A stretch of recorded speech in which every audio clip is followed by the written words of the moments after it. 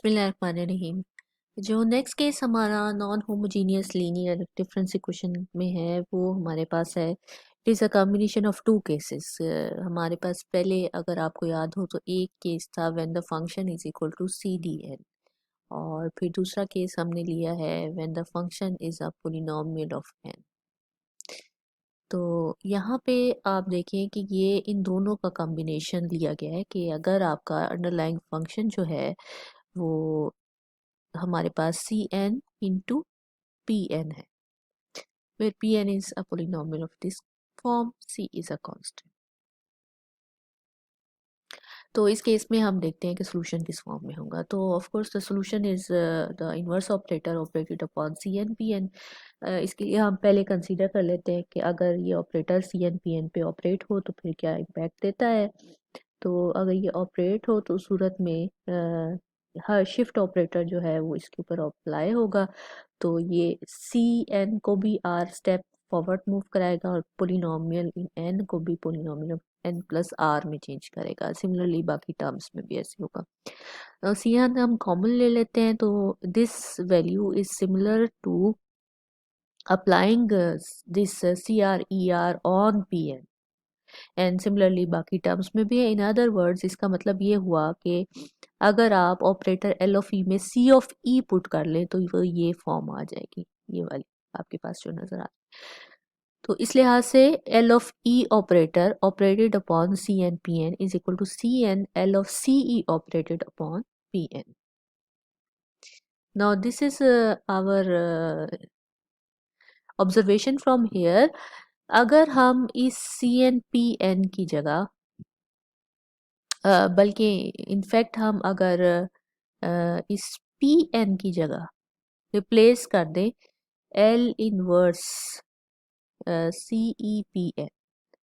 इसी जो हमारे पास आइडेंटिटी आई है उसमें हम पी एन की जगह रिप्लेसमेंट कर रहे हैं एल इनवर्स सी ई और पी एन की रिप्लेसमेंट। तो इस केस में फिर देखिए L of E operated upon C N और पी एन की जगह हमने L inverse C E P N replace किया है, इधर भी रिप्लेसमेंट आएगी और फिर यहाँ भी रिप्लेसमेंट आ जाएगी। अब ये दोनों कैंसिल आउट हो जाएंगे because they are L N N inverse, और हमारे पास जो ये आ जाएगा लेफ्ट हैंड साइड पे जो एल ई ऑपरेटर है वो इसके ऊपर इनवर्स ऑपरेट हो जाएगा। It gives you that L E inverse operated upon C N P N is C N P N divided by L of C लिखे या L inverse C E operated upon P N. तो पहले आपने ये करना है कि आपने ऑपरेटर में ई की जगह सी ई सब्स्टिट्यूट करना है और उसको फिर पी एन पे अप्लाई करना है, और फिर पी एन का जो बिहेवियर है, जो पी एन को सॉल्व करने का तरीका है वो आपको पता है कि ई की जगह हम वन प्लस डेल्टा पुट करते हैं, इन अदर सी ई की जगह C plus C delta put होगा, और फिर अकॉर्डिंगली हम पी एन की डिग्री के लिहाज से इस डेल्टा को बाइनोमियल सीरीज से हम एक्सपेंड करेंगे। तो इसके लिए एग्जाम्पल देख लेते हैं। हाँ जी, एग्जाम्पल हमारे पास दी हुई है e square minus 5e plus 6, it is the LE operator operated upon yn 4 and n square minus n plus 5। तो ये तो खैर हमारा होमोजीनियस पार्ट का सोल्यूशन तो आपको पता है कैसे निकालना है। नॉन होमोजीनियस पार्ट पे अब हमारा कॉन्सेप्ट है the particular solution will be C N L inverse C E P N, where C in this case is 4, 4 power N आपके पास आ रहा है, and P N in this case is N square minus N plus 5। तो according to the suggested solution from the previous calculation यहाँ पे आ जाएगा it will be equal to, देखिए सी एन है, एल इनवर्स सी है और पी ई है, तो सी एन दोबारा सेपरेट आउट हो जाएगा। असल चीज जो है हमने इसको फिर दोबारा सॉल्व करना है, तो L inverse C E P N आ जाएगा। आप ई की जगह 4e सब्स्टिट्यूट करते हैं ऑपरेटर में, तो ये e की जगह 4e सब्स्टिट्यूट किया और ये पी एन के ऊपर अप्लाई होगा। तो इसको सॉल्व कर लेते हैं। 16e स्क्वायर माइनस 20e और प्लस 6, और इसका इन्वर्स है, ये ऑपरेटेड है एन स्क्वायर माइनस एन पे। अब डिग्री क्योंकि 2 है पी एन की, तो अगेन हम इसको जब डेल्टा में चेंज करेंगे और बायनोमियल सीरीज जो भी बनाएंगे उसको हम डिग्री 2 तक ही रखेंगे, ऑर्डर 2 तक ही रखेंगे। तो पहले हमने इसको सिंप्लीफाई किया डेल्टा 1 प्लस डेल्टा पुट करके, फिर ये हमारे पास सिचुएशन आ गई। अब इसमें से हम 2 कॉमन ले रहे हैं, 2 कॉमन लेके तो ये हमारा 1 प्लस एक्स और पावर n, तो हम फिर बाइनोमियल सीरीज एक्सपैंड करते हैं, 1 plus N X plus N into N minus 1/2 factorial और एक्स स्क्वायर, और इससे आगे हमें जाने की ज़रूरत नहीं है, बल्कि इनफैक्ट इनमें से भी जो सिर्फ डेल्टा स्क्वायर तक की टर्म्स हैं हमने सिर्फ उनको एक्सपैंड करना है। तो 1 plus 6 delta minus 8 delta square, ये 2/2 कैंसिल हो गया, और यहाँ पे देखिए 6 डेल्टा स्क्वायर वाली टर्म आएगी, और जो 2ab वाली टर्म है वो भी क्यूब की हो जाएगी, और जो b स्क्वायर वाली टर्म है वो पावर डिग्री ऑर्डर 4 की हो जाएगी। इस वजह से हम सिर्फ यहाँ तक रहते हैं और इसको सॉल्व आउट कर लेते हैं। उसके बाद आपने करना ये है कि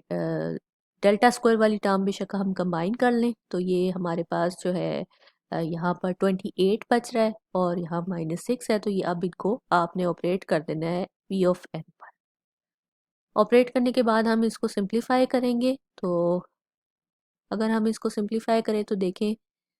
delta operated upon N square minus N, एक स्टेप फॉरवर्ड ले लें और फिर इसी में से ये माइनस कर दें, तो आंसर 2n आ रहा है, इसका आंसर 2 आ रहा है। इसको सिंप्लीफाई कर लें तो हमारे पास आंसर आ रहा है half an square minus 13n और प्लस 61, और फिर एक्चुअल सोल्यूशन आ रहा है c पावर n, और ये जो आंसर आपका निकला है 61, ये हमारे पास पर्टिकुलर सोल्यूशन हमारे पास आ गया। इस तरह से आप जितनी भी एग्जांपल्स हैं ऐसी उनको इसी तरीके से सॉल्व करेंगे। जैसे नेक्स्ट एग्जांपल में बहरहाल 2 पावर n है, ये आपका C D P power n के लिहाज से भी सॉल्व हो सकता है, इसको ज़रूरी नहीं है कि इस तरीके से सॉल्व करें, इस तरीके से भी करेंगे तो आंसर वही आएगा जो सी डी पावर n वाले फॉर्मूले से आएगा। नेक्स्ट ये आपके पास कुछ एक्सरसाइजेस हैं, इसके साथ साथ सॉल्यूशंस भी दिए हुए हैं, इसको आप ट्राई कीजिए। और फर्दर हमने जो देखना है, एक लास्ट केस रह गया, वो ये कि अगर आपके पास ट्रिग्नोमेट्रिक फंक्शन हो राइट साइड पर, यानी आपका जो एफ ऑफ एन फंक्शन है वो कॉस ऑफ ए एन या साइन ऑफ ए एन की फॉर्म का हो, तो उस केस में हम क्या करें। Now cos of A N we know that can be written as E iota A N plus E minus iota A N divided by 2, E iota theta plus E minus iota theta divided by 2, you know this relation, and then E iota theta minus E minus iota theta by 2 iota is sine. तो ये cos अगर आपके पास हो तो 1 over actually y of n is equal to L E inverse operated upon this function है, तो L inverse को हम 1/LE भी लिख सकते हैं, और फिर आप देखिए कि ये हमारे पास सिचुएशन हुई, तो आप देखें कि ये बिल्कुल उसी फॉर्म का बन गया है कि ये आ गया d पावर n, ये है, इसको d कह लें, बल्कि इसको d1 कह लें, इसको d2 कह लें, तो ये जो आपका सी डी पावर n वाला फॉर्म है वही हम अप्लाई करेंगे। तो if you remember that the solution of C D power n is C D power n divided by l of d, if you recall, तो इस लिहाज से फिर इसका सॉल्यूशन जो है वो हम उसी फॉर्म में कन्वर्ट कर लेंगे। तो मे बी अगर यहाँ पे कोई एग्जांपल है तो हम उसको देख लेते हैं। सो ये एग्जांपल दी हुई है जिसमें राइट हैंड साइड है cos of K N, cos of K N can be written as E iota K N plus E minus iota K N, यहाँ पर है, और डिवाइडेड बाय 2 है, तो L of E operator 1/L of E operator will be operated upon these both terms, 1/2 आप separate out कर ले, तो d power n divided by l of, if you recall l of d, तो यहाँ d जो है वो e iota के है, दूसरे केस में e माइनस आयोटा के है, तो ये सोल्यूशन आपका आ गया। अब इसको आप फर्दर सिंप्लीफाई करके किसी फॉर्म में लिखना चाहें तो वो आप कर लीजिए, अदरवाइज ये आपका सोल्यूशन इस केस पे भी ठीक है, पर यहाँ पे इसको सिंप्लीफाई करके और फिर से आप देखिए कि कॉस और साइन की फॉर्म में चेंज किया हुआ है, तो ये इसका पर्टिकुलर सोल्यूशन है। तो अब बाकी जितनी भी एग्जांपल्स हैं वो केसेस डिस्कस कर चुके हैं, तो आप इसमें से ट्राई कर सकते हैं। प्लस यहाँ पे एंड पे भी कुछ एक्सरसाइजेस दी गई हैं, कुछ तो यहाँ पे सॉल्व हैं और सॉल्यूशंस साथ साथ लिखे हुए हैं, और उसके अलावा एंड पे we have some exercises that you can do by using these cases, यहाँ ये, तो सॉल्यूशन साथ साथ इसके प्रोवाइड। तो यहाँ पे हमारा ये टॉपिक भी ख़त्म होता है और हमने